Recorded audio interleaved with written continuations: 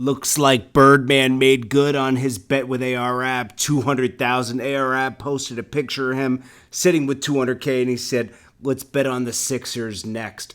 But what's funny is he still didn't pay back Wayne or his mansion. Let's get into this. This is Jordan Tower with JT News. Hit that bell, hit that subscribe button. And if you want to run ads in the channel, it's jordantowermedia@gmail.com.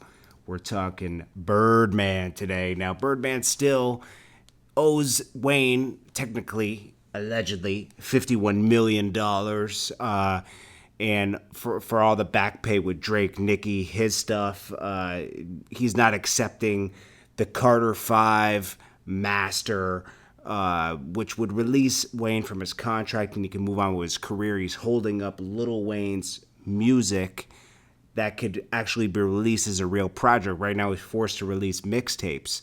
It's funny. I mean, I commend him for honoring his bet with ARAB for 200,000.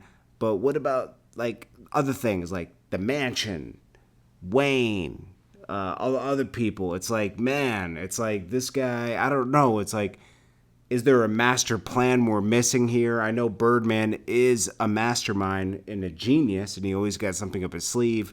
It's obvious he's building up Rich Gang to either be a management company or a new label or subsidiary of Cash Money. But it's like, you know, I don't know what to say, man. It's like Birdman, and it looks like Drake's doing business with Cash Money still because he has the God's Plan video. That's a Cash Money project. So maybe he has one more album he's doing with them. I don't know what's going on because in his last on More Life, he said contract max got to re-up. That was he talking about Apple or was he talking about Cash Money? It's very interesting to see what's going on here. But anyways, guys, I don't want to hold you up too long. What do you guys think about this? Let me know. CEO of Young Money Entertainment, well-known artist in what y'all call the rap game, hip-hop. I met Baby, the owner of Cash Money Records, along with Ronald Slim Williams. Two brothers, y'all know Baby and Slim. I met Baby when I was 11, May 13th, 1993, Friday the 13th. Never forget. Can't forget that. There was a former artist on that label, Lil Slim, from my block, Apple and Eagle, please believe it. Holly Grove 17 Carrollton to the Gristle. His name's Lil Slim. That's still my nigga. He in Cali, and I heard he in Cali still rapping, so shout out to Slim doing this thing, you dig? But he heard me rap before on the block. And you know, he told me I'd tell Baby and Slim about you.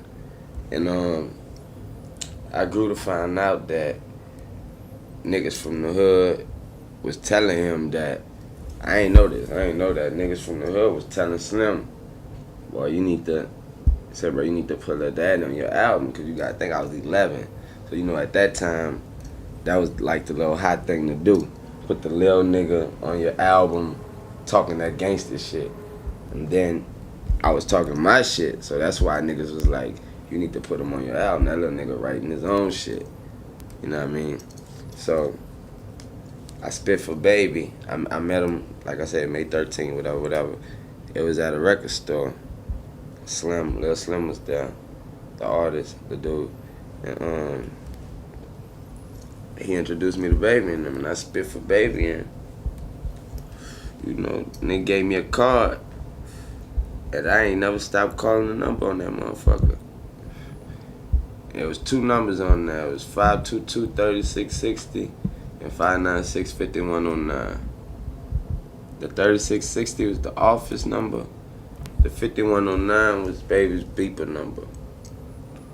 You knew niggas would be in that office from at least 8, 9 that morning to about 8, 9 that night. And after that, you got to beep them.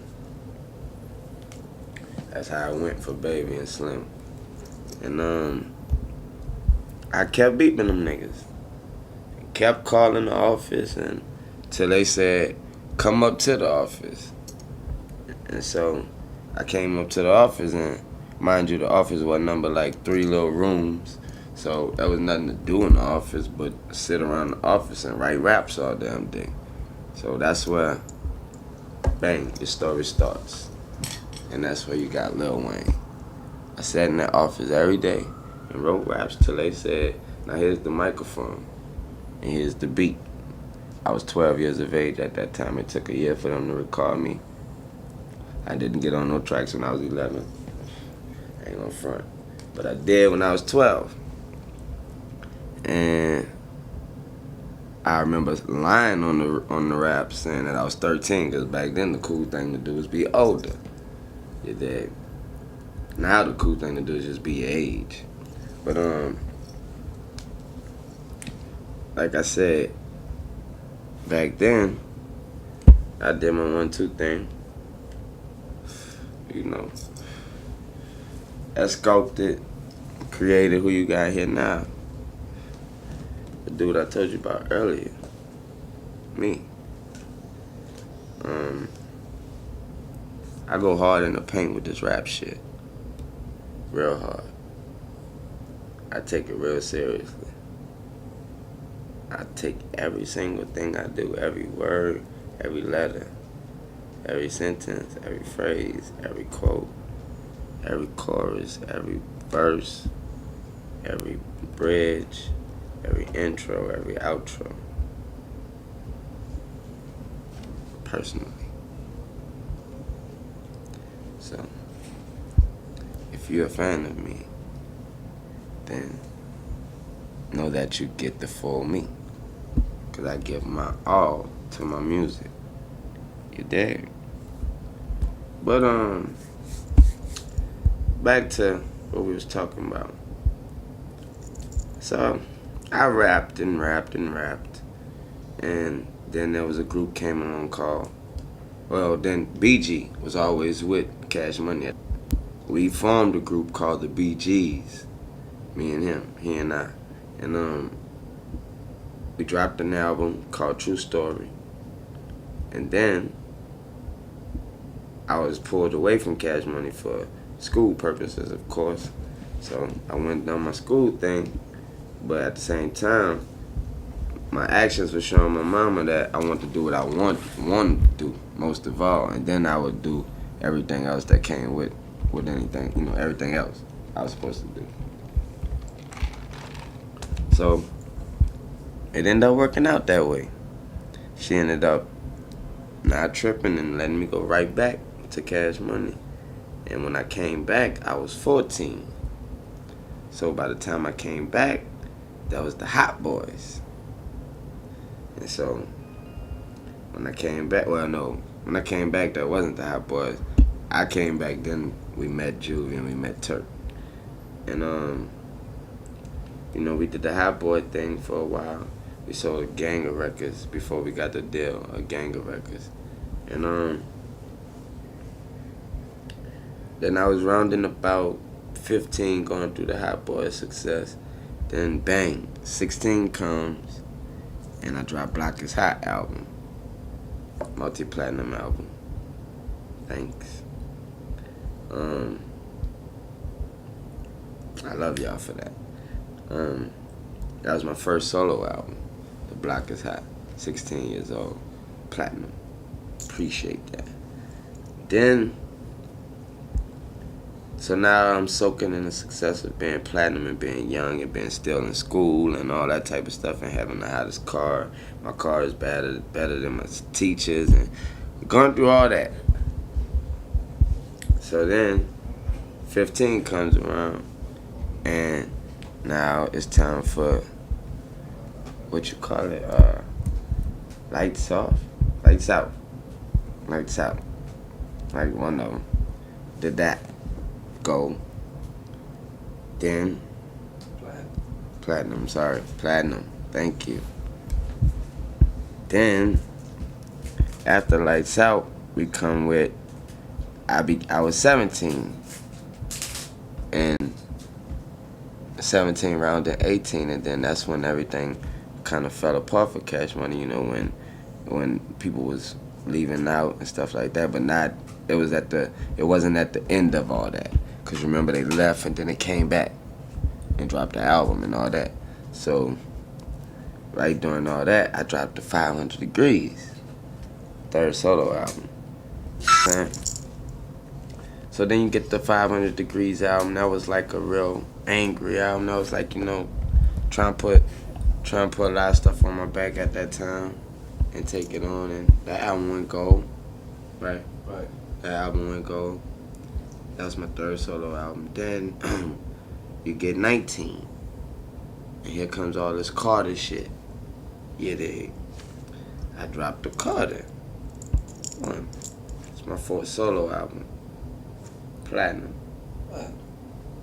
Platinum. That's where you got Go DJ and all that. Then there go all the talks about maybe he's alright. Maybe he's alright. So when I knew they was talking, I hit him in the fucking mouth with Carter 2 at 21. 21 years old, right? 22. Double platinum. Thank you. That was my fifth solo album. Fifth solo album. And here we are, history. I'm the president of that company now. It's called Cash Money Records. And in part to that, I've been blessed with Young Money Entertainment, which is another canal, or avenue for me to creatively shed a light on other artists and other talent, and of course Cash Money is another stage and another stage where the talent can, be found. But the reality of my day is, waking up, seeing the sun, getting money till I die. And I really don't see nothing else. And nothing else have ever been important to me since way back when. And because of that, because of my hustle, because of my grind, I'm successful. I'm wealthy. And I'm confident. And I ain't had the best deals, Daddy. You dig? But a nigga smart and a nigga grind. If you know how to do that shit right there, and you ain't got no other choice, you can't even control getting money if you're grinding.